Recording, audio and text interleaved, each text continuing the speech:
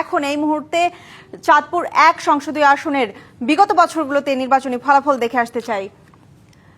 নির্বাচনী বছর 1991 সালে চাঁদপুর 1 আসনে আওয়ামী লীগের হয়ে প্রতিদ্বন্দ্বিতা করেছিলেন মেজবাউদ্দিন এবং তার বিপরীতে বিএনপি থেকে প্রতিদ্বন্দ্বিতা করেছিলেন অধ্যাপক আবুল হাসনাত।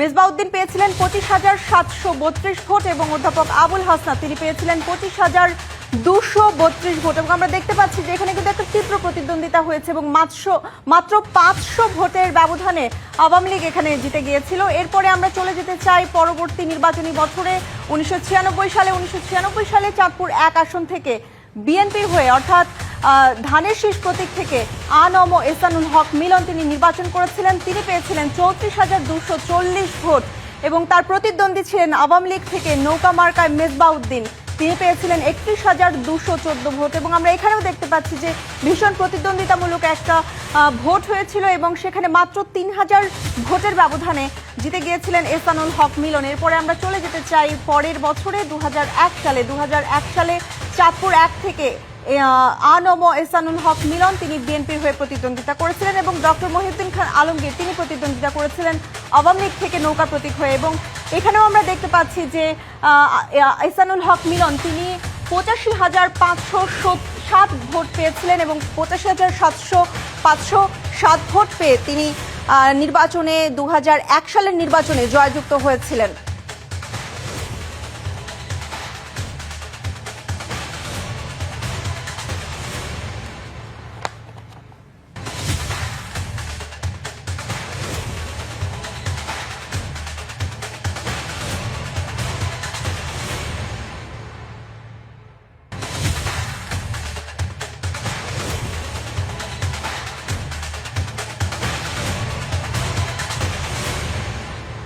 দর্শক এই পর্যায়ে আমাদের সাথে অনলাইনে যুক্ত হয়েছেন চাঁদপুর 1 আসনের বিএনপির মনোনীত প্রার্থী ও সাবেক শিক্ষা প্রতিমন্ত্রী এহসানুল হক মিলন। জনাব এহসানুল হক মিলন, আপনাকে স্বাগত জানাচ্ছি মধুমতি ব্যাংক রোড টু পার্লামেন্টে। শুরুতেই আপনার কাছে জানতে চাই যে ত্রয়োদশ জাতীয় সংসদ নির্বাচন ঘিরে চাঁদপুরের যে বিএনপি থেকে মনোনীত প্রার্থী আছেন তাদের প্রস্তুতি কেমন, কিভাবে আসলে সাধারণের দোরগোড়ায় গিয়ে তারা যে বিএনপির 31 দফা আছে সেটা কিভাবে প্রচার করছে? জনাব এহসানুল হক মিলন, দয়া করে আপনার ফোনটি আনমিউট করতে হবে। ধন্যবাদ আপনাকে এবং আসসালামু আলাইকুম দর্শক শ্রোতা যারা শুনছেন, বিশেষ করে আমার চাঁদপুরবাসী কচুয়াবাসী, আসসালামু আলাইকুম। দেখুন, বিএনপি এই ইতিমধ্যেই দেশনেত্রী বেগম খালেদা জিয়া তিনি তিনবার এই দলটিকে দায়িত্বে নিয়েছিলেন এবং কাজ করেছিলেন। আমি যদি চাঁদপুরেই বলতে চাই তাহলে চাঁদপুরের সবচেয়ে বড় কাজ হয়েছিল 2003 সালে আগস্ট মাসে আমি যখন চাঁদপুর জেলার দায়িত্বে ছিলাম, তখন এই চাঁদপুরের ডাকাতিয়া নদীর ঘাটটি আমরা পরিবর্তন করে মাদ্রাসা ঘাটে নিয়ে গিয়েছিলাম। সেই থেকে আজ অবধি এখনো আর কোন রকমের এই লঞ্চ দুর্ঘটনা যেটা চাঁদপুরের মোহনায় এই জলস্রোতের মধ্যে হতো সেটা আজ পর্যন্ত হয়নি। সেটা আমাদের চাঁদপুরবাসী এবং বরিশালবাসী সকলের জন্য একটি সুখবর ছিল। আল্লাহর রহমতে আমরা সেখান থেকে পরিত্রাণ পেয়েছি। দ্বিতীয়টি ধরুন, আমরা চাঁদপুরে যে ছাটকা নিধন প্রতিরোধ আন্দোলন, ইলিশের জন্য অভয়ারণ্য, সেটা সেই 2004 থেকে আমরা শুরু করেছিলাম এবং সে থেকে বাংলাদেশের রূপালী মাছ ইলিশ সম্পদ প্রচুর বেড়েছে এবং আপনি জানেন যে আমরা সেগুলো এক্সপোর্টও করছি। চাঁদপুরের স্বাস্থ্য ব্যবস্থা, শিক্ষা ব্যবস্থা, রাস্তাঘাটের উন্নয়ন ব্যাপক আমাদের সময় হয়েছিল। সেই সাথে শিক্ষা ব্যবস্থার অগ্রগতি দেশনেত্রী বেগম খালেদা জিয়ার অধীনস্থ হয়ে আমরা ব্যাপক উন্নয়ন করেছি। এমনকি চাঁদপুরের কচুয়াতে একটি পলিটেকনিক ইনস্টিটিউট পর্যন্ত হয়েছে এবং চাঁদপুর সকল উপজেলা শিক্ষা ব্যবস্থার ব্যাপক পরিবর্তন এবং নকল প্রতিরোধ আন্দোলন শুধু চাঁদপুর নয়, সারা বাংলাদেশ। আর আপনি আমার কচুয়া সম্পর্কে যদি বলতে চাই, কচুয়াতে চাঁদপুরে আমাদের সময়ে কোনো দুর্নীতি, অপশাসন, অন্যায়, অবিচার, চাঁদাবাজি এবং মাদক কোনো কিছুই সারা বাংলাদেশে এবং চাঁদপুরে বিন্দু পরিমাণ তার উপস্থিতি ছিল না। এবং মামলা হামলা করে মানুষকে হয়রানি করা সেটা একদম জিরো টলারেন্সে চলে আসছিল। এমনকি চাঁদপুরের মামলার পরিসংখ্যান যদি আপনি দেখতে চান, প্রত্যেকটি উপজেলায় মামলার পরিসংখ্যান সিভিল কেস ছাড়া এই অন্যান্য কেসগুলো একদম সিঙ্গেল ডিজিটে চলে আসছিল, যেটা আমরা পরবর্তী দেখেছি যে আমরাও মানে 3টা ডিজিটের মামলা আমরাও খেয়েছি। হাওয়ার এই বিএনপির সময়ে চাঁদপুরবাসী অত্যন্ত শান্তিতে সুশৃঙ্খল ভাবে ছিল, সেখানে কোনো রকমের ঘটনা ঘটেনি।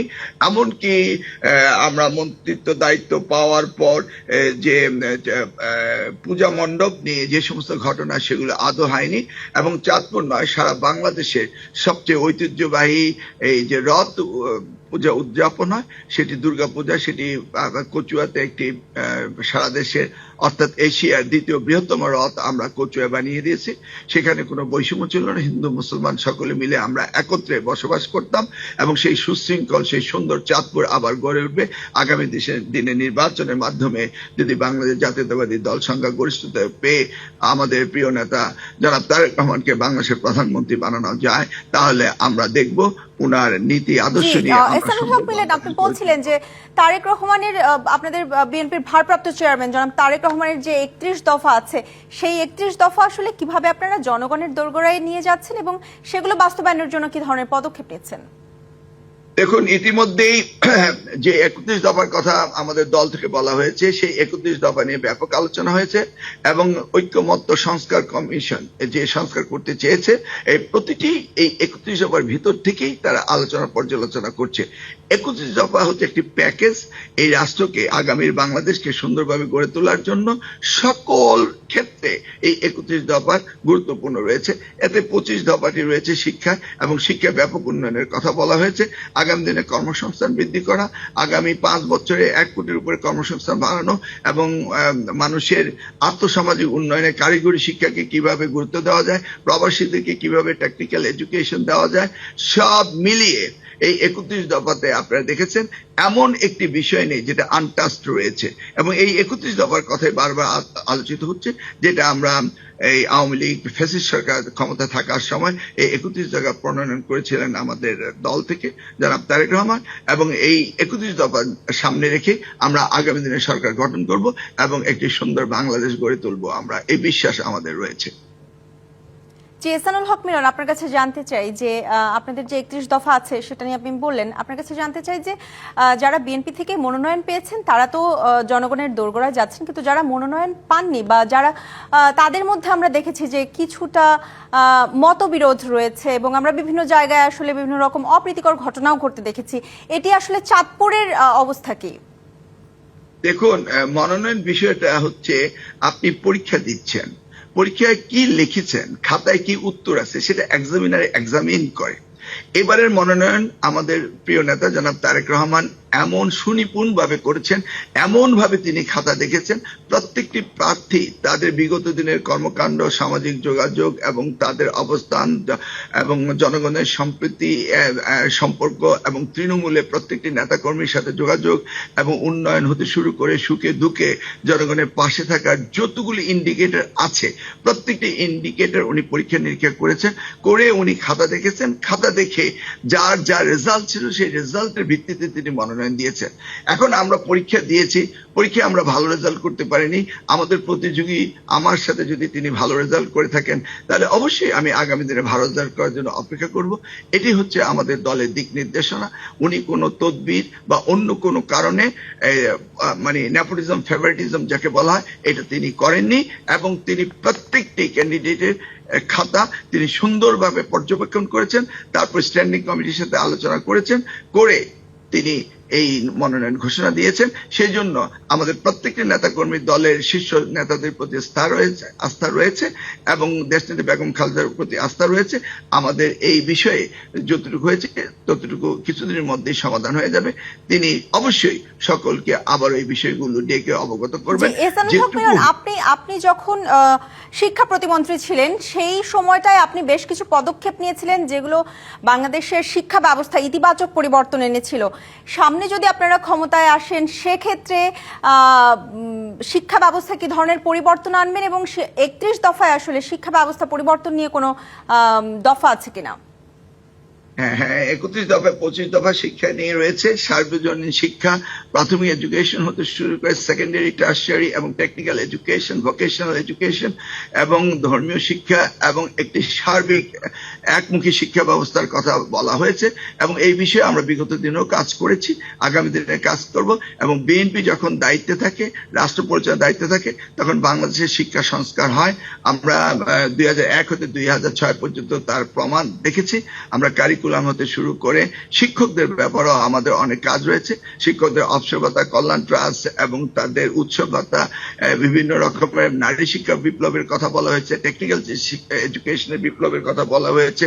আমরা যেভাবে কাজ করে আসছি তারই ধারাবাহিকতা আমরা আবার ধরে রাখবো এবং ব্যাপকভাবে শিক্ষার উন্নয়ন হবে এই বিশ্বাস আমাদের রয়েছে, জাতির রয়েছে, যার পদচিহ্ন আমরা রেখে আসছি। বিশেষ করে নারী শিক্ষা বিপ্লব এবং শিক্ষক নিয়োগ হতে শিক্ষকদের শিক্ষকদের উন্নয়ন, সব বিষয়ে আমাদের এই আলোচনা রয়েছে এবং আমাদের প্রজেক্ট রয়েছে। তাছাড়া এবার নতুন আরো অনেক কিছু সংযোজন হয়েছে। ধরুন, স্কুল কলেজগুলোতে ডে কেয়ার প্রতিষ্ঠিত করা হবে, যেন আমাদের শিক্ষিকা তাদের সন্তানদের জন্য ডে কেয়ারের ব্যবস্থা না হয়। এই ধরনের অনেক আধুনিকায়নের ব্যবস্থা করা হচ্ছে। তারপরে ইংলিশ মিডিয়াম শিক্ষা ব্যবস্থা, বাংলা মিডিয়াম শিক্ষা ব্যবস্থা এবং অ্যারাবিক মিডিয়াম শিক্ষা ব্যবস্থা সবগুলিকে সমন্বয় করে একটি জাতীয় সমন্বয় করে শিক্ষা ব্যবস্থার যে অগ্রগতি করা, সেই ব্যাপারে আমাদের কমিটি রয়েছে। সেই আলোচনা বিগত দিনগুলো আমাদের মধ্যে হচ্ছে এবং সেই বিষয়েই সবচেয়ে বেশি গুরুত্ব দিবে বাংলাদেশ জাতীয়তাবাদী দল, শিক্ষাকে উন্নয়ন করা এবং বিশ্বের মানচিত্রে বাংলাদেশকে একটি মানে ফেমাস জাতি হিসেবে প্রতিষ্ঠিত করার জন্য। আমরা যদি একটু পত্রিকা বা সংবাদ মাধ্যমগুলোতে দেখি, তাহলে আসলে আমরা দেখতে পাই যে চাঁদপুরে আসলে দুর্বৃত্ত বা আমরা যদি একটু বলি যে চাঁদাবাজি এরকমটা হয়ে থাকে। এবং আমরা যদি গতকাল রাতের কথাও বলি, গতকাল রাতেও আসলে দুর্বৃত্তের গুলিতে একজন নিহত হয়েছেন রাত 10:30টার দিকে। সেক্ষেত্রে আপনারা যদি ক্ষমতায় আসেন, এই যে এ ধরনের অনাকাঙ্ক্ষিত ঘটনাগুলো বা এই ধরনের ঘটনাগুলো আপনারা কিভাবে নিয়ন্ত্রণ করবেন? দেখুন, এখনকার বিষয়টি কিন্তু মাল্টিপল ডিরেকশন থেকে হচ্ছে। কারণ বিএনপি এমন একটি দল, বিএনপি কখনো চাঁদাবাজি বা দুর্বৃত্তায়ন বা সন্ত্রাসীকে কখনো প্রশ্রয় দেয় না। If you refresh your memory, 2001 সালে বিএনপি দায়িত্ব পাওয়ার পরে ক্লিন হার্ট অপারেশন করে বাংলাদেশের দুর্বৃত্ত যারা করছে তাদেরকে সমূলে মূলোৎপাটিত করেছিল। এবং বিএনপির সময়ে কোন দুর্বৃত্তায়নের ঘটনা ঘটতে দেওয়া হয়নি। ইতিমধ্যে যে সমস্ত ঘটনাগুলি ঘটছে এগুলি এই সরকারের দুর্বলতা এবং আমার মনে হচ্ছে একটি ষড়যন্ত্রের একটি পার্ট। আমরা কোন রকম দুর্নীতিকে প্রশ্রয় দেইনি। আমাদের রেকর্ডে নেই যে চাঁদপুরে কোনো দুর্নীতি হয়েছে বা সারা বাংলাদেশে কোনো দুর্নীতি হয়েছে। আজকের ঘটনাগুলোকে অন্যদিকে ধাবিত করার জন্য এবং সরকারের নিরাপত্তা এবং পুলিশ এবং তাদের প্রশাসনিক দুর্বলতা এবং ফ্যাসিস্ট সরকারের ইন্টারভিনের কারণে এই ঘটনাগুলো ঘটছে। এই ঘটনাগুলো আগামী দিনে বিএনপি নির্বাচিত হলে একদম আমরা ওয়াদাবদ্ধ যে এগুলি কোনোদিনই কখনো হবে না। যে ঘটনাগুলি ঘটার কথা বলছেন সেগুলি তারই একটি পার্ট। এই সরকারের দুর্বলতার কারণে এগুলি হচ্ছে এবং বিভিন্ন রকমের ষড়যন্ত্র হচ্ছে। নির্বাচনকে বানচাল করে দেওয়া, কেউ কেউ বিভিন্ন অজুহাতে নির্বাচনে না আসা, মানুষ যে একটা নির্বাচনী ফেস্টিভ মুডে গিয়েছে সেখান থেকে নির্বাচনকে দূরে সরিয়ে দেওয়া, এই যে অপক্রিয়াগুলি চলছে তারই রেজাল্টে এখন কোথাও কোথাও কিছু একটা দুর্ঘটনা ঘটছে। তবে আমাদের প্রত্যেকটি পার্টি তার স্ব এলাকায় নিজ দায়িত্বে এই দুর্বৃত্ত নিয়ন্ত্রণ করার জন্য তারা সচেষ্ট এবং ইতিমধ্যেই সবকিছু বন্ধ হয়ে গিয়েছে বলে আমি দেখছি। আমি যদি আমার কচুয়ার কথা বলি, সেই কচুয়াতে মাদক সমূলে বন্ধ হয়ে গিয়েছে। জনাব ইহসানুল হক মিলন, আপনাকে অসংখ্য ধন্যবাদ। আপনার কথার মাধ্যমে পরিষ্কার হয়ে গিয়েছে যে বিএনপি আসলে ক্ষমতা আসলে কোন কোন দফাগুলো বা কিভাবে আসলে দেশের পরিবর্তন করতে চায়। আপনাকে অসংখ্য ধন্যবাদ আজ আমাদের স্টুডিওতে সময় দেওয়ার জন্য এবং আজ আমাদেরকে আপনার যে মূল্যবান কথাগুলো সেগুলো জানানোর জন্য অসংখ্য ধন্যবাদ আপনাকে। আপনাকে অসংখ্য ধন্যবাদ। স্বাগত মধুমতি। পার্লামেন্ট আজ চাঁদপুর 1, 2, 3, 4 ও 5 সংসদীয় আসনে দেখে নেব আজ সেগুলো। এই নির্বাচনে বিএনপি জয়যুক্ত হবে এবং বাংলাদেশের সরকার গঠন করবে এবং জনাব তারেক রহমান প্রধানমন্ত্রী হবেন। এই নির্বাচন নিয়ে আমি ইতিমধ্যেই দেখেছি অনেক ষড়যন্ত্র হচ্ছে। এমনকি কিছুদিন আগে বিনা কারণে ষড়যন্ত্রমূলক আমাকে বিদেশ যাওয়ার জন্য বাধাও পর্যন্ত দিয়েছিল। তবে আমি সুস্পষ্টভাবে বলতে চাই, এই নির্বাচন দিতেই হবে এই সরকারকে। কোনো বিকল্প নেই।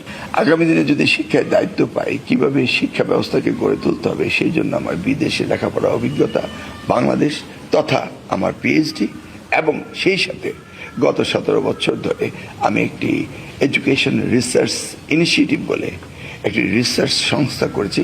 সেখানে শুধু আমি এডুকেশন নিয়ে কাজ করি এবং এটার উপরে আমার বহু কাজ রয়েছে।